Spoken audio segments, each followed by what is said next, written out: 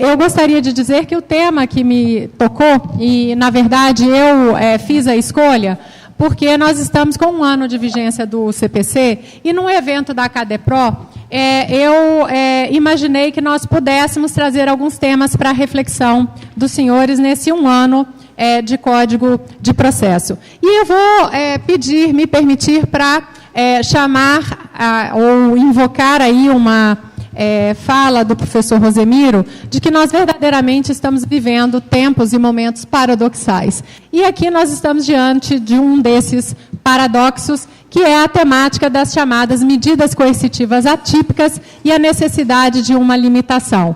Do que nós estamos falando? Nós estamos falando aí de situações que estão sendo noticiadas, que eram situações que nós não vivenciávamos até então, e eu trouxe 3 casos que foram noticiados pela mídia. Caso do Tribunal de Justiça de São Paulo, em que uma juíza ela deferiu para cumprimento das obrigações de pagar soma em dinheiro a suspensão da CNH, confisco do cartão de crédito e passaporte. Essa decisão foi reformada pelo Tribunal de Justiça de São Paulo, que entendeu que não se poderia impor medidas que extrapolem os limites da razoabilidade e da proporcionalidade. Mas, por outro lado, nós temos outros tribunais, como o Tribunal de Justiça do Rio Grande do Sul. Ele entendeu ao contrário, já exatamente num sentido contrário, mantendo decisões judiciais que autorizavam a apreensão de CNH. E aí é bastante interessante que aí ele considerou que era verdadeiramente uma medida adequada, porque o paciente insofismavelmente segue podendo ir e vir, desde que o faça a pé, de carona, ou de transporte público. Esposar compreensão no sentido distinto significa dizer que os não habilitados a dirigir não podem ir e vir em verdade absoluta. Desnecessário dizer mais. A gente estava falando de dever de motivação, etc. e tal, A gente tem aí uma qualidade argumentativa que é bastante criticável. Temos aí também um caso do Tribunal de Justiça do Paraná, que da mesma forma autorizou e manteve a decisão do juiz que, para o cumprimento das obrigações de pagar soma em dinheiro, determinou o confisco de passaporte, tendo em vista aí que as medidas se justificavam na hipótese de que, não havendo condições financeiras, não haverá sequer prejuízo ao executado, mormente considerando que, se de fato não possui qualquer importância financeira, ainda que mínima para solver a presente dívida, também não possuirá recursos para viagens internacionais ou manter um veículo que, no caso, pelas consultas, tampouco possui. Aqui o juiz tinha mandado todas as medidas, apreensão de CNH, confisco de passaporte e também cartão de crédito. Então, nós estamos vivendo tempos paradoxais, E tudo isso está se fazendo a partir de uma norma fundamental. Então, o professor aqui, o Wellington, o professor Bernardo, e dentro dessa perspectiva de um processo mais democrático, ressaltado aqui pelo professor Rosemiro, está se fundamentando tudo isso com base num artigo 4º, Nós temos que obter a duração razoável do processo, com efetividade, incluída aí a atividade satisfativa. Então, está havendo uma ênfase muito grande de tornar eficiente a atividade executiva. E isso, a gente precisa, para entender bem o tema, fazer uma distinção da tutela satisfativa e com as suas técnicas de efetivação. Nós temos as chamadas medidas executivas, que a gente chama, que é a técnica de satisfação direta, que são medidas que são adotadas e que elas vão ser o correspondente à satisfação, ao pagamento da prestação. Então, são medidas vocacionadas a levar ao cumprimento efetivo da obrigação, representando o pagamento. E nós temos, de outro lado, medidas coercitivas, que são as chamadas técnicas de execução ou satisfação indiretas, que é por via dessas medidas, nós vamos tentar estimular um comportamento que é um comportamento de satisfação ou de pagar a importância. Então, as medidas coercitivas, como elas são indiretas, elas não representam o cumprimento da obrigação. Através delas, nós não vamos alcançar o pagamento de forma direta, mas ela é uma ferramenta para que, de modo indireto, eu consiga convencer aquele devedor a cumprir a obrigação, principalmente quando definida por sentença judicial. Nós estamos falando, portanto, de técnicas indiretas. O que o CPC ele trouxe nesse 1 ano? Nós estamos observando uma sofisticação dessas técnicas indiretas para alcançar a satisfação das obrigações, ou seja, as medidas coercitivas. E isso tudo está se fazendo com base num dispositivo do Código de Processo Civil, que é o artigo 139, que define os poderes do juiz na condução do processo. E nesse dispositivo tem o inciso 4, que diz que o juiz dirigirá o processo conforme as disposições desse código, incumbindo-lhe determinar todas as medidas indutivas, coercitivas, mandamentais ou subrogatórias, ou seja, todas as medidas indiretas necessárias para assegurar o cumprimento de ordem judicial, inclusive nas ações que tenham por objeto a prestação pecuniária. Então, aqui, senhores, nós podemos ver que o novo Código, ele dota o juiz de poderes que, dentro de uma perspectiva aparentemente mais geral. E se a gente for observar, qual é a interpretação que o ENFAM deu? A gente está no momento também, dentro de um novo código, a gente começou a legislar de uma forma diferente, que são os chamados enunciados, que muitas vezes vêm sem uma reflexão amadurecida, sem um exame das situações concretas. Hoje a gente tem enunciado sobre o novo código para todo gosto, né? E aí nós temos um enunciado 48 para da ENFAM. E nós vamos observar que a interpretação que foi dada aqui foi uma interpretação de conferir ao juiz um amplo poder de aplicação de medidas atípicas, de criar medidas atípicas, coercitivas, para se alcançar indiretamente o cumprimento de uma obrigação. Então, isso é algo que nós precisamos refletir. É um momento para reflexão, esse poder geral de concessão de medidas atípicas coercitivas para se alcançar a satisfação de obrigações. Então, nós podemos definir hoje, a doutrina define esse artigo e essas medidas coercitivas em medidas típicas, que são aquelas já previstas expressamente no sistema, como mecanismos de execução indireta, e as medidas atípicas que estariam nesse poder geral conferido pelo artigo 139, inciso 4, ou seja, o juiz poderia criar qualquer medida que fosse adequada para levar à satisfação da obrigação. Como medidas típicas, nós conhecemos aí as astrentes, a prisão civil por dívida, o protesto da decisão ou da sentença condenatória, a inscrição no cadastro de inadimplentes. Todas essas são medidas típicas de coerção ou indução, que são definidas e previstas expressamente para nós tentarmos estimular um comportamento para o cumprimento e a satisfação das obrigações. Então, a gente está habituado a lidar com essas medidas que são consideradas medidas típicas. Mas agora, nós também temos as chamadas medidas atípicas, porque nós vimos que a doutrina, os enunciados, e aí nós já estamos começando toda uma discussão em torno dessas medidas, de um poder geral do juiz de criar medidas coercitivas para alcançar as obrigações, a satisfação das obrigações.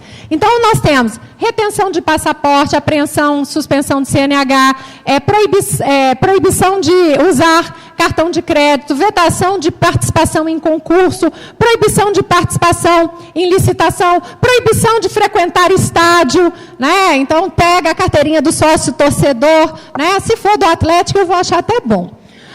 Mas nós estamos aí...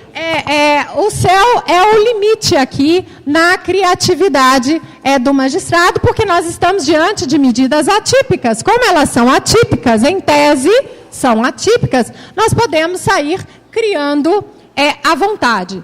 Bom, mas toda vez que a gente está falando de medidas coercitivas, é preciso que existam limites, porque, do contrário, nós estaríamos dando um poder arbitrário ao juiz de sair deferindo as medidas mais desconectadas possível para ensejar o cumprimento de uma obrigação para pagar uma dívida. E quais são os limites que estão sendo apontados na doutrina e na jurisprudência para essas situações? Primeiro, a necessidade. É preciso que seja necessário o deferimento dessas medidas coercitivas atípicas. E quando é que vai se tornar necessário? Quando houver o esgotamento. Então, a gente tem que perguntar, existem outros meios de execução?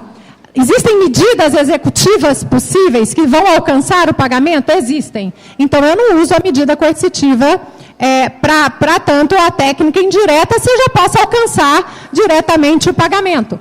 Né? Ou existem outros meios eficazes. Porque se existem outros meios eficazes, não se defere a medida atípica. Então,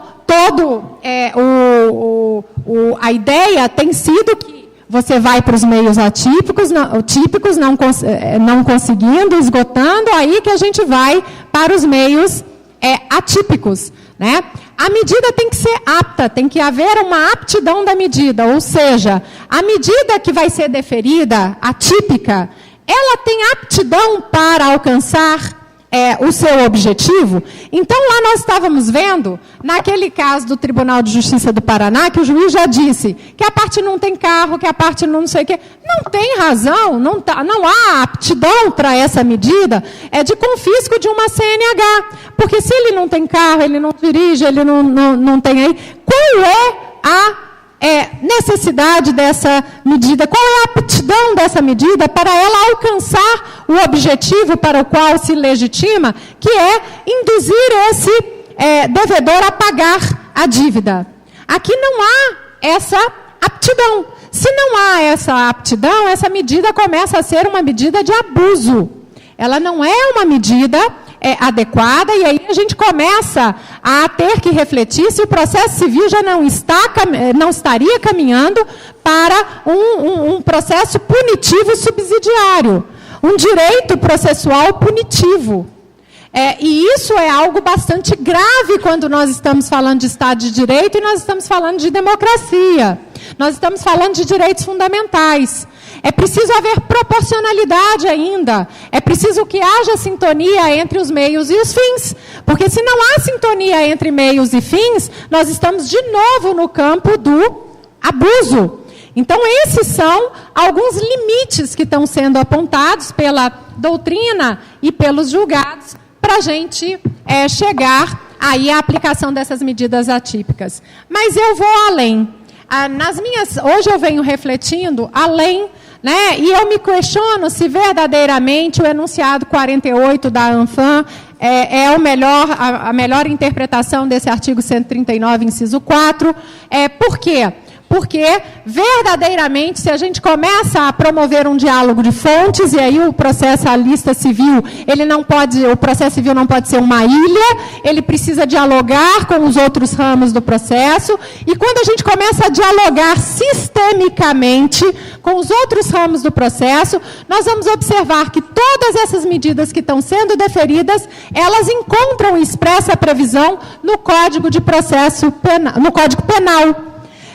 O que são, na essência, essas medidas coercitivas que os juízes cíveis estão deferindo para cumprir, a pretexto de ser ferramenta de coerção para se alcançar ou estimular o devedor a pagar uma quantia certa em dinheiro? Se a gente vai ao artigo 43 do Código Penal, nós vamos observar que todas essas medidas, elas são no direito brasileiro, no sistema brasileiro, qualificadas como penas restritivas de direito.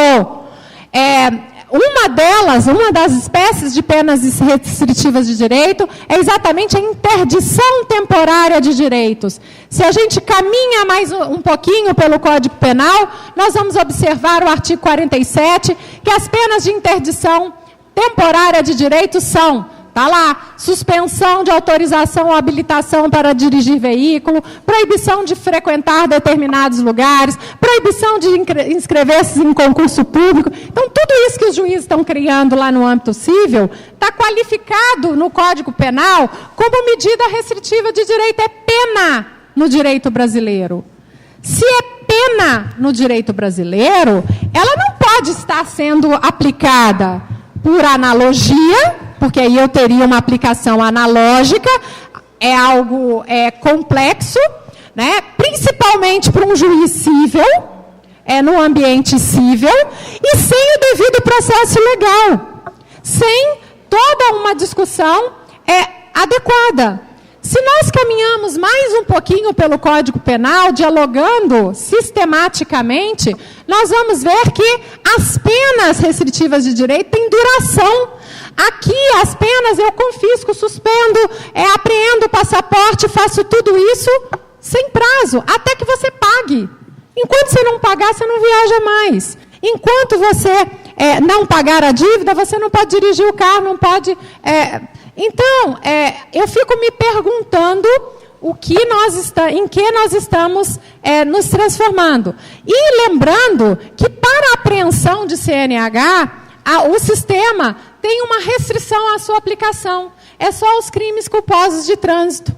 Então, os juízes estão esquecendo que tem todo um sistema regulatório e estão apreendendo o CNH, quando no nosso direito, até que venha a lei e defina em sentido contrário, ela só pode ser aplicada para os crimes culposos de trânsito. Então, não há aí um espaço adequado para nós continuarmos falando em medidas atípicas no âmbito do processo civil.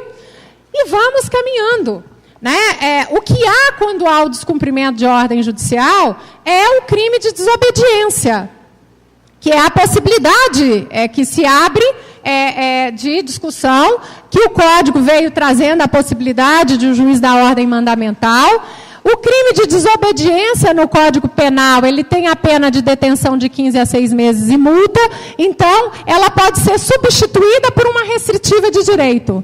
Então, se os senhores perceberem o que os juízes estão fazendo nesses casos de execução, em que o devedor não paga, não encontra bens suficientes, quantia certa, é que o juiz civil, ele já reconhece que você está descumprindo uma ordem judicial, já fala que você desobedeceu, por isso, eu vou aplicar uma pena restritiva de direito, vou confiscar a sua CNH, porque eu estou substituindo tudo isso, e vou aí fazer isso até que você pague, como instrumento até que você pague.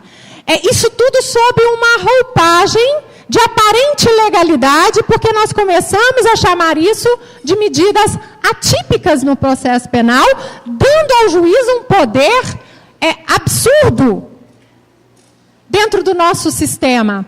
Por quê? Porque aqui, gente, nós não podemos esquecer que nós estamos diante de uma situação em que o juiz está deferindo e criando medidas coercitivas ou aplicando analogicamente de uma forma que não está prevista em lei. E existe um princípio constitucional, que é o princípio da legalidade.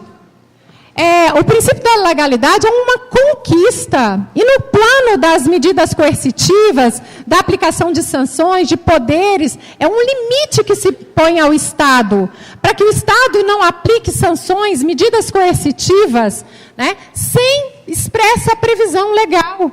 Então, quando a gente começa a caminhar num direito, e principalmente no processo civil, para uma medida coercitiva ou um poder geral do juiz de sancionar no âmbito do processo civil para compelir aquele devedor a pagar uma quantia em dinheiro, verdadeiramente nós estamos retrocedendo no tempo. tempo, e retrocedendo muito no tempo.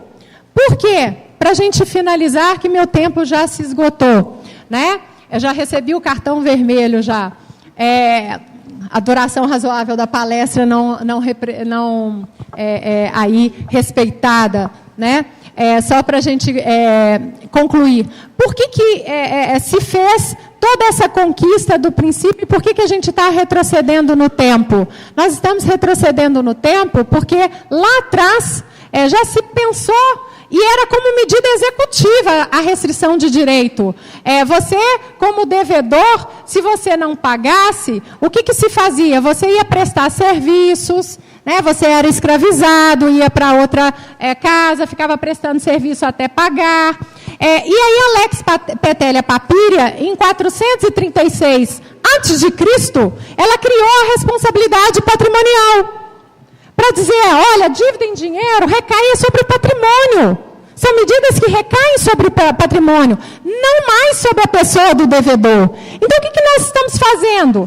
Retrocedendo no tempo. No século XXI, nós estamos fazendo um movimento de retrocesso com uma nova roupagem. A gente começa a perceber que os fantasmas, eles continuam rondando. E se a gente não estiver atento, eles vêm, dominam. E, na hora que a gente acorda, nós tivemos nossos direitos e garantias suprimidos. Né? A gente tem que lembrar que o princípio nulo crime sine lege, a entronização desse princípio foi uma grande conquista da civilização. Seu abandono une-se intimamente a perigos incalculáveis e, se não concebe sua aceitação, senão onde se tenha operado profunda mudança da consciência coletiva, onde não existem as garantias da liberdade individual.